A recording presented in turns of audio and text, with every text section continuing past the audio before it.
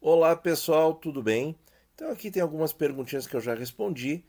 Vou focar o comentário de hoje nos comentários na pergunta do Wilbert Dallas, que pergunta assim, e as duas perguntas têm quase a mesma resposta. A nova taxa normal é 5%, no caso do Tesouro IPCA, né, nessa base aí. E sobre o IPCA 35, a taxa vai voltar abaixo dos 4? Então vamos lá, pessoal. Por que a taxa é o valor que ela é? Porque ela é o resultado da expectativa do mercado sobre a taxa de juros no Brasil. E claro, quanto mais passa o tempo, mais deve haver um prêmio nessa taxa. O prêmio pode ser maior conforme o estresse econômico, conforme as incertezas, né? Ou conforme os erros da equipe econômica que eventualmente está lá. E a taxa é menor, essa taxa de prêmio, pelo tempo, ela é menor conforme o Brasil tem uma inflação controlada, conforme o superávit primário acontece, conforme se recupere o grau de investimento, que é uma coisa que o Brasil já teve e perdeu, infelizmente. Né? Então, assim, essa taxa normal de 5% ela é normal para qual circunstância? Para a exata circunstância de hoje, em que nós temos a incerteza de uma pandemia, nós temos uma incerteza relativa com os gastos fiscais, nós temos. Por que eu digo relativa? Porque, de novo, né, na nossa visão, mudar a data de apuração lá do teto de gastos, ao invés de ser junho, julho, ser janeiro a dezembro, julho, junho, né, e ser janeiro, dezembro, eu não vejo isso como quebra de teto, tá? Mas tudo bem, a gente sabe que o pessoal discorda, tá tudo certinho, tá? Pode discordar, eu tenho essa opinião e isso aí não vai mudar, basicamente. Eu não vou mudar a sua opinião, você também não vai mudar a minha. Então tá tudo certo. E aí, pessoal, com esse cenário, eu diria que essa taxa de 5% tá certa, é o normal. Mas não dá para dizer, é só olhar um gráfico de longo prazo do Tesouro Direto, como o do 35, deixa eu mostrar. Aqui, ó. Tesouro IPCA 35, tá? Todos os anos. Desde 2010, quando ele foi lançado, até agora, o último dia aí que houve negociação, 1º de dezembro, estou gravando vídeo no dia 2. Então vejam aqui, ó. O normal agora parece em torno de 5%, né? Algo muito parecido com 2017. Só que em 2017 nós não tínhamos a reforma da Previdência. Aí veio a reforma da Previdência, ó. O Brasil ia conseguir economizar, né? 1 trilhão de reais, que foi baixando para 950, 900, 800, acho que fechou ali em 600, né? 600 bilhões de reais de economia em 10 anos. E aí então a taxa baixou ao longo de 2019, acompanha a data ali no quadrinho, né? Até a mínima aqui, ó, de 2,87. E aí veio a pandemia. Pá, desorganizou tudo. O Brasil teve que fazer um gasto enorme, teve que jogar pelo ralo a economia da Previdência e gastou tudo nesse ano de 2020. Sim, isso tudo é fato, está tudo documentado. A taxa subiu, daí relaxou um pouco, e aí estava relaxando, só que aí entrou 2021, entrou o que junto? A gente viu aqui um período de deflação no primeiro semestre de 2020, e aí as taxas caíram, só que no segundo semestre de 2020 em diante a inflação começou a voltar. Gradualmente, aos pouquinhos, ela foi aumentando, aumentando, aumentando. Se vocês olharem ali a inflação, esse aumento foi bem gradual, né? E aí o que aconteceu em 2021? A taxa sobe, sobe, sobe, sobe, sobe. E aí veio as incertezas com o controle fiscal, ou descontrole fiscal, e aí a taxa estressou tudo de novo. Então, sim, nessas circunstâncias, ó, vejam como a circunstância aqui, ó, no final de 2019, o que se tinha pela frente? Basicamente, entre aspas, o paraíso, né? Porque a condição era: estamos com a reforma da Previdência aprovada, vamos aprovar outras reformas, o Brasil vai deslanchar. Aí veio a pandemia e desorganizou tudo, certo? Por exemplo, aqui em 2016, né? Aqui o Brasil estava, 2014 a 2016, o Brasil estava atravessando uma crise de confiança muito grande, né? Vinha havendo erros da equipe econômica sucessivos, né? E também a inflação pressionando forte. chegou aí a janeiro de 2016 a taxa 7,8. Era o normal, acima de 7. Era o normal daquela época. Aí o que aconteceu?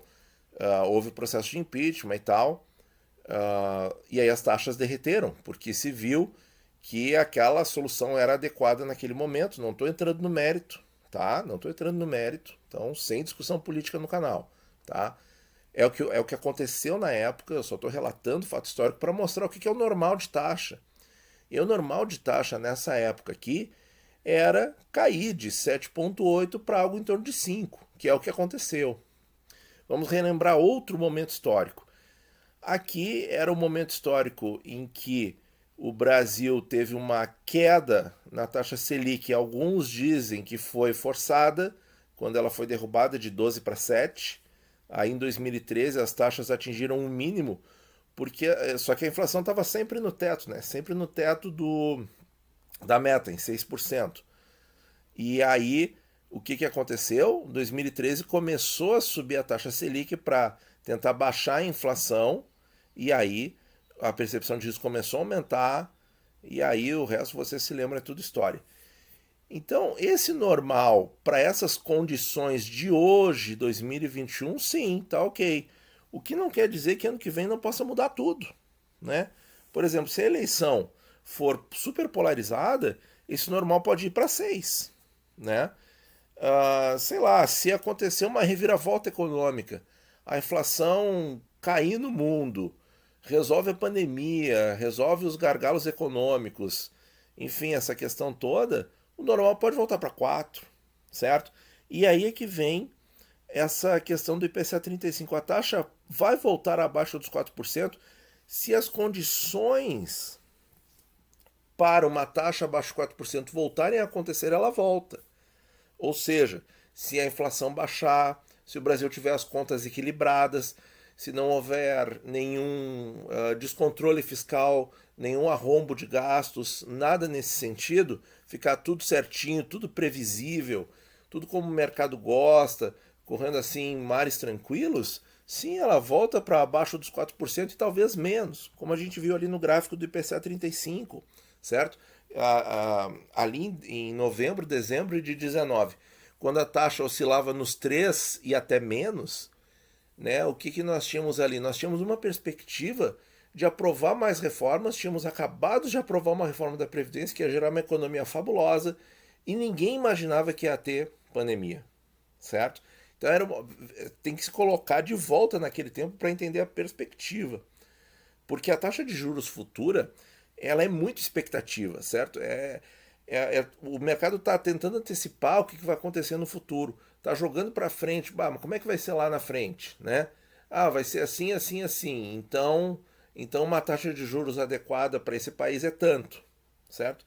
Então essa questão aí depende de como a coisa progredir no global e no local, tá?